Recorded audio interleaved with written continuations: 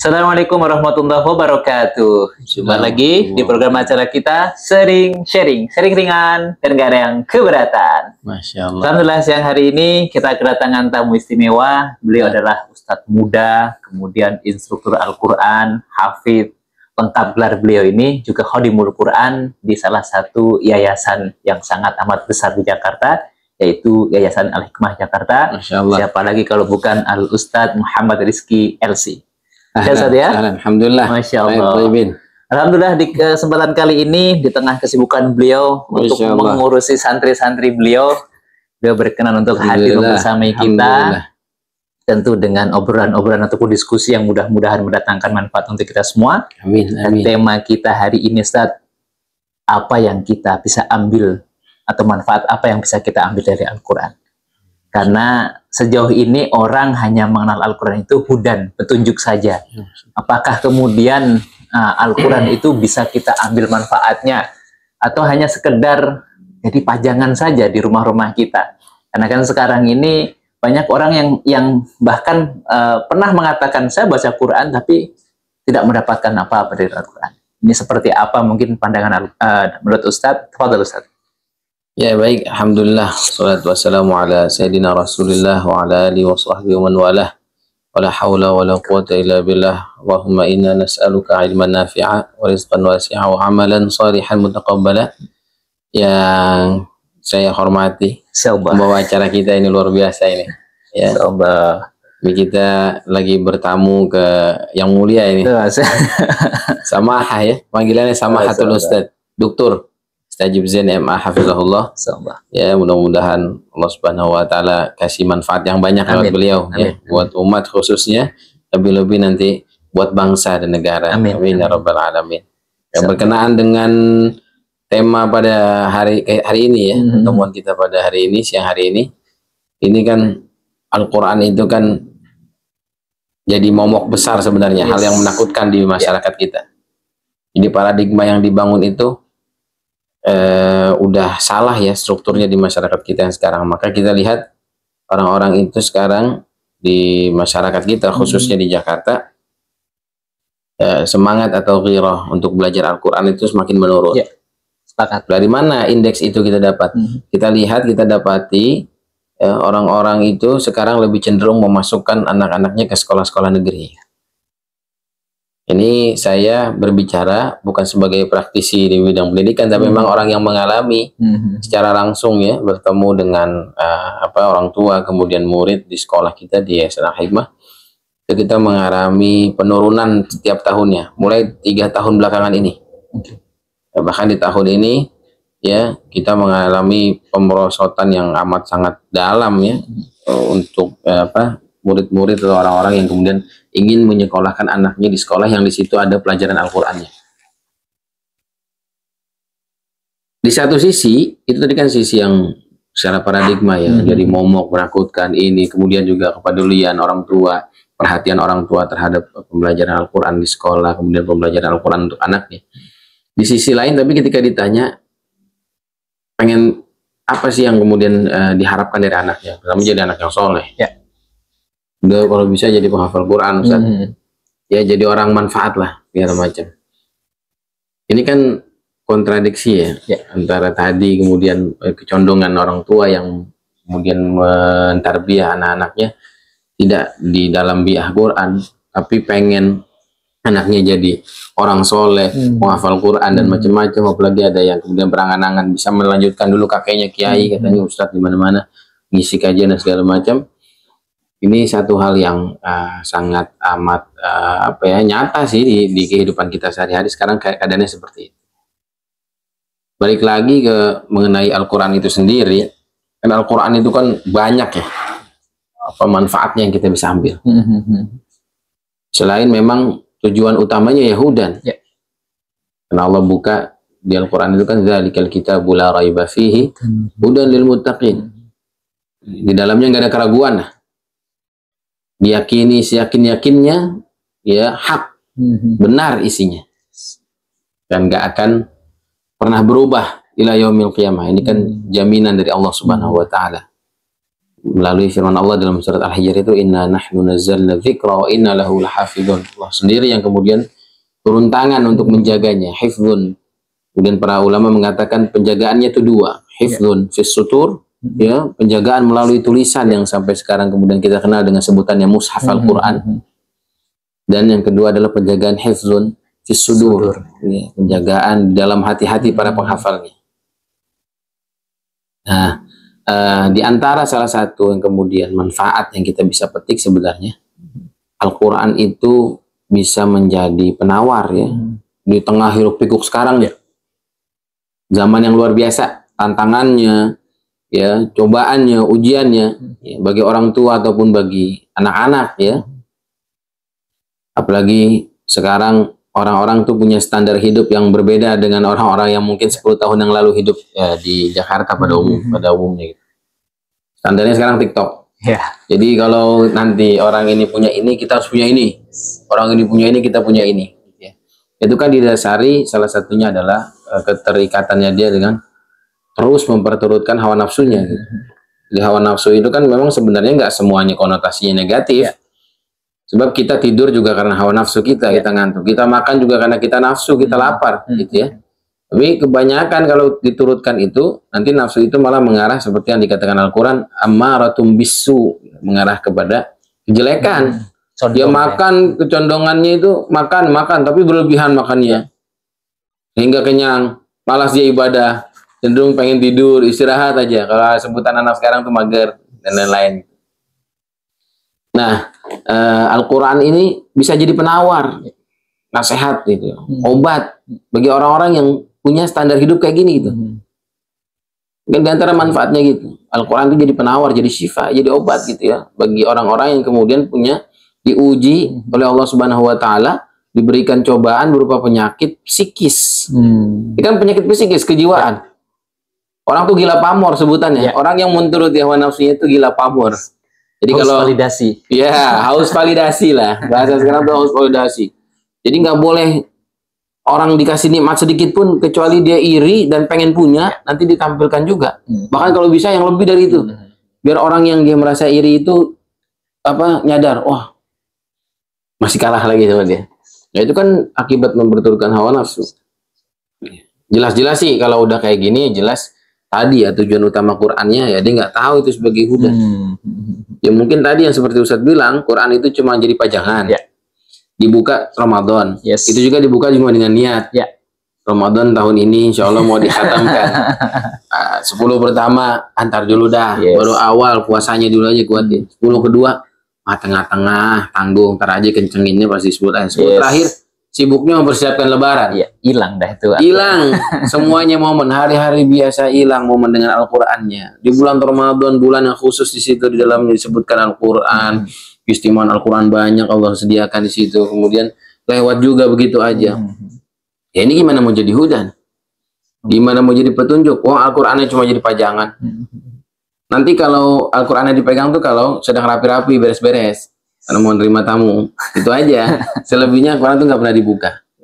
Al-Quran nggak pernah dibaca. Nah ini kemudian dikatakan, waqala Rasulu ya Rabbi inna qaumi ittakhadhu hadzal Qur'ana mahjura. Orang-orang yang hijrah dari Quran. Ini hijrah total ini.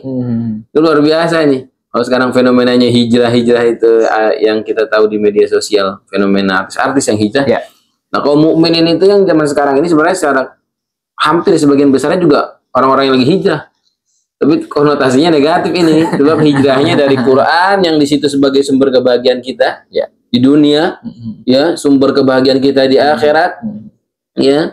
Penenang, obat, segala macam petunjuk, semuanya yang Allah sediakan di Al-Quran, itu kita hijrah tuh kepada kesempitan hidup, kegelisahan, yang hidup nggak ada puasnya, ya, ngejar dunia di atas segala-galanya, ya, bahkan rela meninggalkan Allah, sedangkan Allah lah yang mengatur kehidupannya, Allah yang menurunkan rezekinya. Kita ngudak-ngudaknya di kalau bahasa orang Betawi itu udak-udaknya tuh di bumi. Padahal rezeki kita di langit. Wa fis sama'i rizqukum wa ma tu'adun. Sebab hal-hal itulah kemudian kita termasuk yang sekarang ini banyak sekali orang-orang yang hijrah. Konotasinya lagi-lagi bukan hijrah yang positif, negatif gitu. Nah, Quran ini tadi hudan memang tujuan pokok utamanya sebagai pedoman, tapi kita nggak baca gitu ya, nggak memaknai, nggak mentadabur, apalagi boro-boro mengamalkan, ya baca aja enggak, tadabur enggak, gimana mau ngamalin itu. Masya Allah. Padahal kalau kita lihat itu sebenarnya kita mampu mengambil manfaat daripada Al-Quran itu yang pertama dengan membacanya gitu ya. Iya. Kemudian otomatis dengan membaca Al-Quran itu mendatangkan pahala, itu pun sebenarnya manfaat bagi kita. Tidak hanya di dunia tetapi kelak di akhirat. Cuma yang jadi masalah ketika kita membaca Al-Quran itu hari ini mereka beranggapan bahwa tidak memberikan manfaat dunia saja gitu kan. Padahal kan harusnya kalau kita berpikir bahwa Al-Quran itu setelah kita baca mendatangkan pahala, kemudian menjadi petunjuk, bahkan dalam Al-Quran itu kan petunjuk yang luar biasa agar kita hidup lurus, hidup penuh dengan apa namanya, sesuai dengan aturan yang Allah atur dan melalui Rasul-Rasulnya gitu. Ada salah satu fenomena yang sangat luar biasa, Ustaz. Banyak ayat Al-Quran yang kemudian menyebutkan musaddiqal lima baina yadayh. Ini kan artinya Al-Quran itu membenarkan kitab-kitab yang terdahulu. Apakah maksud dari ayat ini tuh sebenarnya seperti apa, Ustaz? Apakah sebenarnya dari kitab Zabur, Taurat, kemudian Injil itu isinya sama? Atau seperti apa sehingga Al-Quran sendiri mengatakan musaddiqal lima baina yadayh, bahkan membenarkan terhadap kitab-kitab yang diturunkan sebelum Al-Quran. Dan ini kalau kita lihat dalam Al-Quran kan sangat banyak ayat yang kemudian menyebutkan seperti ini. Benar-benar. Jadi kan ini menjadi pertanyaan juga, apakah betul sih Al-Quran itu, kalau Al-Quran memang betul musaddiqal lima baina yadayh ini, kemudian seperti apa treatment kita untuk apa namanya menjelaskan kepada orang-orang yang kemudian di luar Islam gitu kan? Nah, khawatirnya mereka justru nanti akan mengecas tuh, Al-Quran aja mengakui kebenaran kitab-kitab kami. Nah, gitu kan? Baik itu yang Yahudi dan Nasrani. Nah, ini seperti apa treatment yang harus kita sampaikan? Fadhal, Ustaz. Iya, insyaallah ini tema yang luar biasa berat. Musaddiqal lima baina yadayh, ya, sebagai pembenar. Betul, betul. Iya, bahwa ya begitu, karena memang semua para anbiya, para nabi, para rasul itu diutus dengan tujuan yang sama. Yes. Pertama tauhidullah. Sepakat. Mengesahkan Allah. Ya, kemudian syariat itu turun secara bertahap. Betul. Ya, itulah hikmah diantara pensyariatan kenapa Nabi Muhammad diturunkannya terakhir. Ya. Ya, dia sebagai pelengkap dan penyempurna. Ya, penyempurna, pelengkap dan penyempurna. Ya, satu paket lah. Ya, untuk nabi-nabi yang diutus sebelumnya. Gitu. Termasuk Al-Quran datang menjadi pelengkap atas syariat-syariat atau perintah-perintah agama yang sudah diperintahkan oleh Allah Subhanahu wa taala kepada nabi dan rasul sebelum Nabi Muhammad. Gitu ya, bahwa Al-Qur'an bukan datang dengan sesuatu yang baru, ya, bukan datang dengan sesuatu yang beda. Isinya sama. Gitu ya. Isinya sama. Pertama tentu perintah yang paling utama adalah perintah tentang bagaimana kita diperintahkan untuk mengesahkan Allah Subhanahu wa taala dalam hal ibadah. Ya. Terlebih dalam segala hal, gitu ya, bahwa tidak ada yang mengatur takdir kita kecuali Allah, tidak ada yang mengatur rezeki kita kecuali Allah, tidak ada yang menjamin keselamatan kita kecuali Allah, ya, bahkan orang tua kita, ya, dan tidak ada yang lebih sayang kepada diri kita melainkan Allah Subhanahu wa taala. Bagaimana Nabi sampaikan, melebihi sayangnya orang tua terhadap anaknya, bahwa arhamur rahimin. Ya, ini Al-Quran datang sebagai musaddiq, sebagai penguat, ya, bukan hanya datang sebagai pelengkap, penyempurna, tapi sebagai penguat atas risalah-risalah yang sudah Allah turunkan di muka bumi ini, sebagai petunjuk, tadi lagi kembali sebagai pedoman agar bisa kemudian masuk ke dalam dada-dada orang yang beriman, sehingga Quran itu hidup. Sebab Nabi itu kan sudah menampilkan Al-Quran itu sepanjang hidupnya, gitu. Al-Qur'anu mujassadan fi hayatihi. Quran itu berbentuk jasad gitu ya. Jadi sehingga bisa ditampilkan. Ya. Betul, betul. Maka ketika ditanya oleh sahabat kepada Sayyidah Aisyah, bagaimana akhlaknya Nabi SAW, maka Nabi SAW menjawab, kana khuluquhul Qur'an. Akhlaknya itu Al-Quran. Sebab yang ditampilkan visualnya, tampilannya Nabi sehari-hari 24 jam itu yang sahabat lihat adalah Al-Quran. Dari mulai tidurnya, dari bangunnya, kemudian sholat malamnya. Semua adalah sesuai dengan apa yang kemudian Al-Quran perintahkan. Maka Allah tegaskan, wa ma atakumur rasulu fakhudhu. Maka apapun yang kemudian dibawa oleh Rasul Shallallahu Alaihi Wasallam, yang berupa perintah dari tasyri', ya, perintah syariat Allah Subhanahu Wa Taala, ambil, pegang. Wa manahakum anhu fantahu, dan apa yang kemudian dia larang, dia beri peringatan di situ, dia batasi agar tidak dilakukan hal-hal tersebut, maka tinggalkan. Fantahu. Ini kalau Quran itu mujassadan, insyaallah kan orang-orang itu di luar kita ya, yang di luar kita itu melihat bagaimana perilaku kita.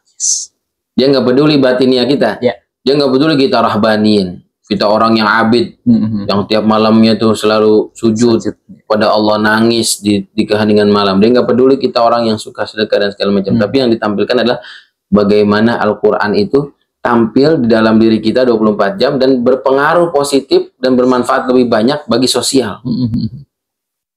Oh, sangat luar biasa sebenarnya ya. Kalau kita lihat pun sebenarnya banyak orang-orang di luar Islam yang kalau tadi disampaikan tidak bisa mengambil manfaat, sebenarnya justru mereka banyak mengambil manfaat dengan mencari kelemahan Al-Quran. Para orientalis maksudnya. Kita lihat mereka dengan tulisan-tulisan mereka, buku mereka laku, bahkan bisa menghidupi anak cucu mereka dengan Al-Quran. Dan bahkan kalau hari ini kita lihat, kalau orang bisa bilang, oh tidak bisa mengambil manfaat dari Al-Quran, banyak kok para qori yang hidupnya bener-bener dari Al-Quran gitu kan.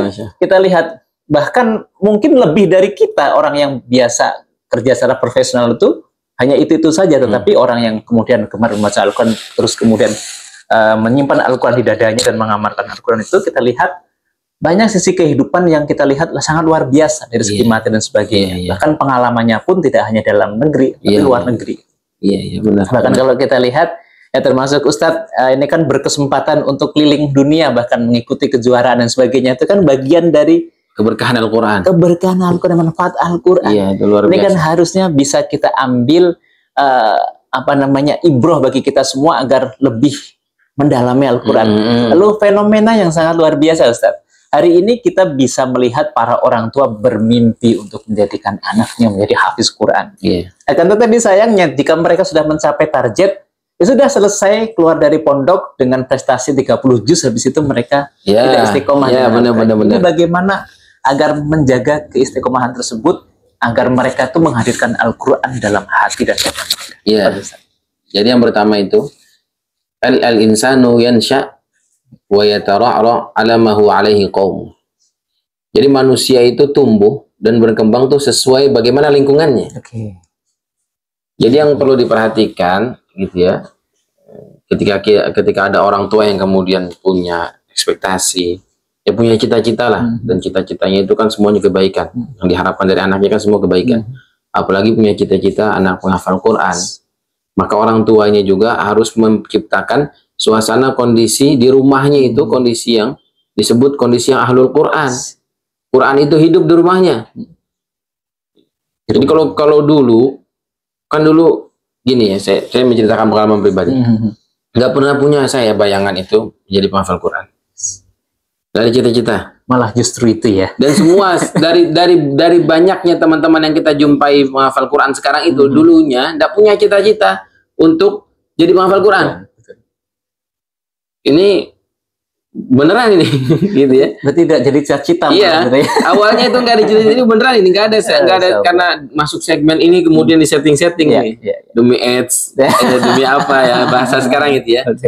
Apa yang bahasa disebutnya imanum fi amplopihim, demi amplop, demi tenar dan lain-lain. Ini enggak, benar. Saya itu cuma dulu karena tadi insan yansha wa yatara'ra ala ma huwa alaikum. Saya menyaksikan benar, visual benar. Ibu itu, kalau enggak beliau yang ngaji, murotal yang ngaji. Dulu nih ya, saya belum hafal Quran. Dulu saya masih jiping, sebutannya ngaji kuping. Jadi habis, yang penting setoran hari itu bisa setor, lolos, nggak kena hukuman, pulang. Nanti setengah jam kemudian disuruh ulang hafalannya di rumah, bingung. Karena tadi asal ngafal aja, yang penting bisa setor depan ustadznya, lolos, nggak kena hukuman. Kan kita dulu gitu aja. Yang penting nggak dihukum, nggak disuruh push up, nggak macam-macam, nggak diomel-omelin, bisa setor seayat 2 ayat, pulang ngaji gitu aja. Yang penting selesai main bola, habis itu mana baru pulang. Nah ini saya punya BA di rumah kayak gitu, punya pengalaman begitu. Ibu tuh saya lihat adalah orang yang kemudian kalau nggak beliau yang ngaji, murotalnya ngaji. Jadi Quran itu hidup di rumah. Pertama hidup karena dibaca. Kedua diperdengarkan. Kedua diperdengarkan. Terus saya punya, alhamdulillahnya, saudara-saudara, kerabat-kerabat di keluarga itu lingkungan yang masjidnya itu mendukung sekali buat orang-orang menghafal Quran. Jadi saya punya cerita, paman-paman saya juga dulu ngafal Quran, prestasi luar biasanya, bisa khatam hafalannya, tapi nggak nyantren. Di Jakarta lagi. Itu kan kayak gimana ya? Akhirnya mancing itu di pikiran kita, kayak gimana itu cing-cing kita dulu ngaji, mereka sekolah umum pulang pergi, tapi bisa ngafal setoran sampai selesai dan hafalannya bisa dibaca gitu. Maksudnya mungkin. Karena mereka kemudian jadi imam di masjid tersebut, dan masjid tersebut adalah masjid yang pertama kali menyelenggarakan tarawih 1 juz di Ramadan itu tiap malam, berurutan, khatam. Bahkan kalau 10 terakhir qiyamul lailnya 3 juz per malam. Ini hatamnya 2 kali, hatam bacaan tarawih dan hatam bacaan qiyamul lail atau tahajud. Itu saya dulu sering ngikutin tuh, walaupun cuma sekali aja, 1 kali salam, ngikutin 1 salatnya aja. Dan berangan-angan di situ, baru ada punya angan-angan itu ketika SMP, masuk SMP berangan-angan, enak juga ya. Karena kan alhamdulillah saya dikaruniai dari dulu ngerasa suara saya bagus. Kalau punya suara bagus tuh kan hibah ya. Artinya orang hafal Quran itu kan pertama takdir Allah, kedua kan usaha. Ya. Kalau suara ya murni takdir Allah sebenarnya. Mau diusahain gimana juga kalau suaranya sember sih, mohon maaf. Bukan itu, tapi emang udah masing-masing ada bagiannya kayak gitu. Alhamdulillah termasuk keluarga besar itu banyak yang punya suara bagus-bagus. Dulu kita namanya orang-orang belum nyantren dan segala macam, tinggal di kehidupan, kemudian tumbuh di sosial yang bahasanya itu lebih condong ke arah ke umum ya, nggak ke agama. Ya suara bagusnya dipakai buat nyanyi gitu. Tapi ketika kita jamaah dengan paman dan segala macam, dengar mereka, masya Allah, suara bagus, enak juga kalau dipakai ngaji. Gimana caranya gini. Barulah kemudian orang tua mengarahkan. Nggak ada angan-angan juga itu, nggak ada mimpi. Ya, kaget juga orang tua minta pesantren, sana baru buka pesantrennya segala macam, ikut ngaji di sana biar ngafalin Quran, biar belajar agama lebih bagus lagi. Ketika masuk juga nggak ada angan-angan, cuma kaget itu ngeliat teman-teman yang udah masuk duluan, udah punya hafalan 10 juz, bacanya enak-enak, pengen ya kayak gitu. Cuma itu saja. Biar qadarullah ya, takdir dibarengi dengan usaha, dengan keyakinan, kemantapan ya, dengan segala kemudian rintangan yang dihadapi, alhamdulillah bisa selesai. Gitu. Nah itulah yang kemudian nggak ada di kita sekarang. Dia pengen anaknya. Dia kembali tadi ya, dia pengen anaknya penghafal Quran, tapi di rumahnya orang tuanya nggak contohkan itu. Saya ingin menggambarkan itu dari pengalaman pribadi bahwa dulu itu bukan lahir dari keinginan saya gitu. Memang keinginan orang tua murni, tapi orang tua buktikan itu dengan usaha dan juga contoh teladan yang baik bahwa Al-Quran itu sudah hidup di rumah. Tinggal bagaimana yang Quran dibaca itu pindah ke dalam hati kita. Kemudian tadi mujassad, Quran itu jadi visual kita, tampilan kita, bagaimana kemudian Al-Quran itu tampil di masyarakat sebagai seseorang yang bisa menampilkan yang baik-baik dari nilai-nilai yang Al-Quran ajarkan. Jadi dasarnya itu dari teladan orang tua. Selain doa ya, ya doa orang tua kan makbul, nggak ada hijab buat anaknya. Ya Allah, maka nggak boleh kata Nabi, jangan doain yang macam-macam.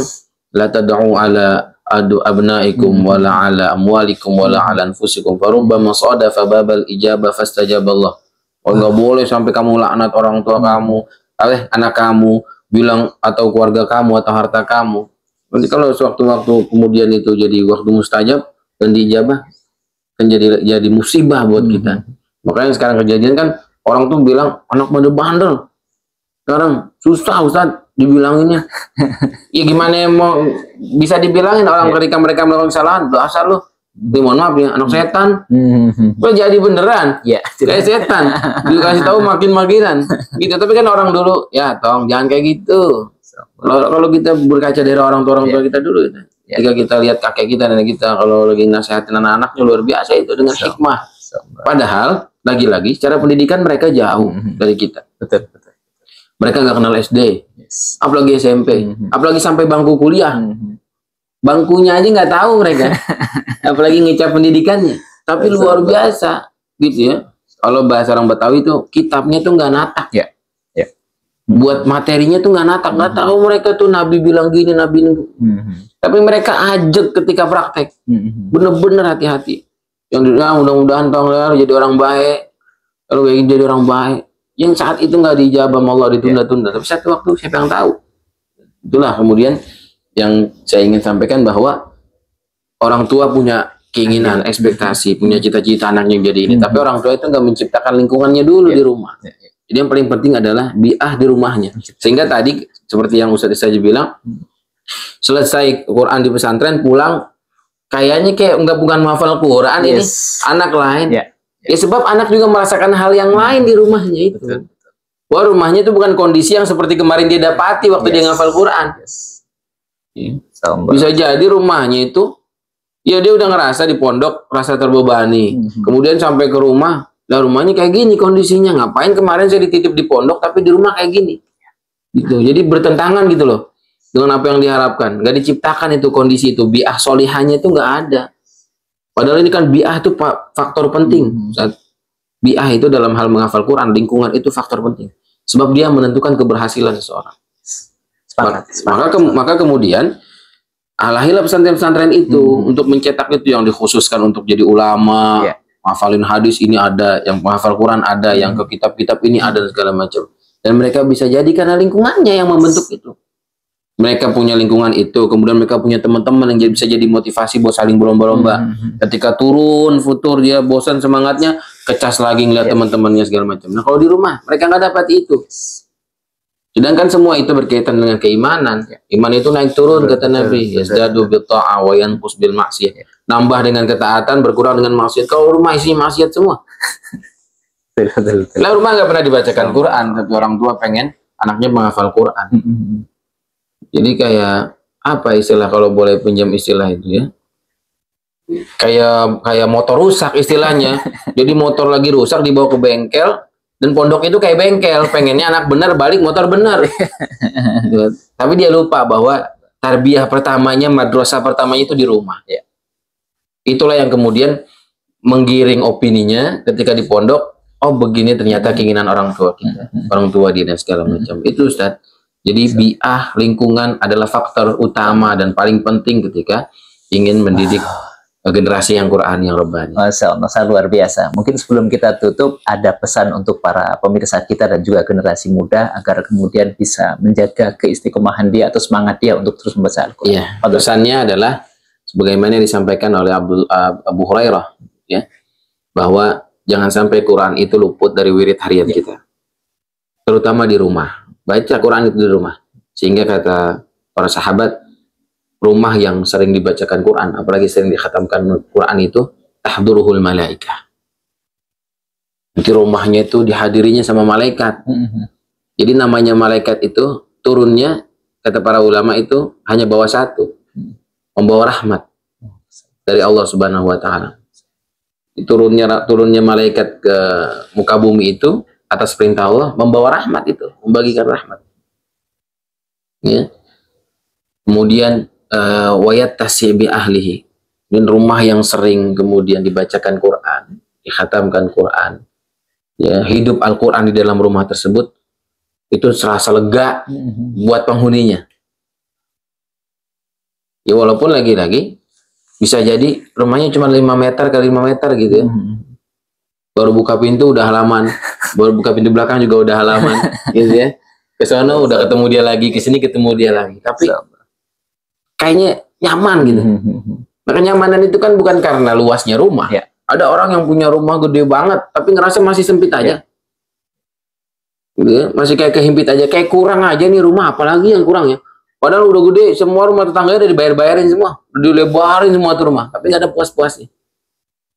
Nah, Al-Quran itu menurunkan itu tuh, rasa qanaah, cukup terhadap nikmat Allah Subhanahu wa Ta'ala bagi penghuni rumah, sehingga ngerasa ini semua nikmat yang Allah berikan tuh banyak.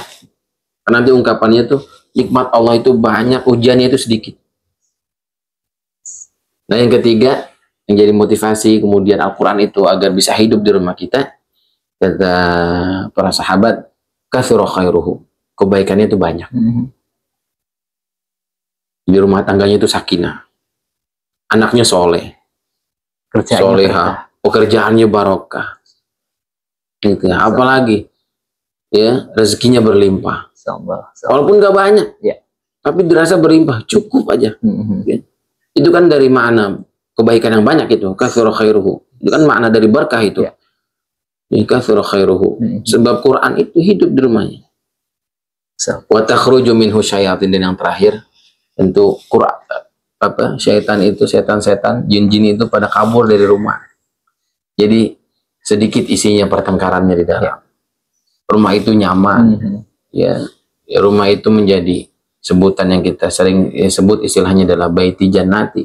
Itu rumah yang didambakan bagi pasangan suami istri, bagi anak-anak yang ketika pulang itu menjadi tempat rahat, tempat istirahat dari semua kegelisahan, rasa capek, ya unek-unek di luar rumah. Ketika datang ke rumah hilang semuanya, merasa lega. Itu rumah yang kemudian ada Al-Quran. Keluar dari situ syaitan. Maka hidupkanlah rumah kita dengan Al-Quran. Baca Al-Quran, tadabburi Al-Quran, ajak anak-anak kita baca Al-Quran, hidupkan Al-Quran dalam sholat-sholat kita, hidupkan Al-Quran di waktu-waktu kosong kita, jadikan Al-Quran itu wirid harian kita. Jangan sampai kemudian sehari lewat tanpa membaca Al-Quran, sehingga Al-Quran itu hidup dalam hati kita, ya. Kemudian visualnya tampil di dalam keseharian kita, kemudian kita termasuk golongan yang kemudian Allah katakan akhlullah, keluarga Allah. Ya, keluarga yang penuh istimewaan di dunia, apalagi nanti kemudian mendapatkan syafaatul Quran di akhirat. Amin ya rabbal alamin. Sangat luar biasa. Wah, mungkin kalau dapat kita simpulkan bahwa sebenarnya Al-Quran itu memberikan dampak yang signifikan dan dapat memberikan kebermanfaatan baik itu di dunia ataupun kelak di keabadian, manakala terus kita perbaiki interaksi kita dengan Al-Quran, kita bangun suasana ataupun lingkungan yang bernuansa Al-Quran, dan insya Allah Al-Quran itu akan menghadirkan kebahagiaan, keselamatan, dan tentunya keridhaan Allah Subhanahu wa Ta'ala, juga keberkahan. Mudah-mudahan yang sedikit ini senantiasa mendatangkan manfaat untuk kita semua, dan tetap pantengin terus program acara kita, sering sharing ringan dan nggak ada yang keberatan. Assalamualaikum warahmatullahi wabarakatuh. Waalaikumsalam warahmatullahi wabarakatuh.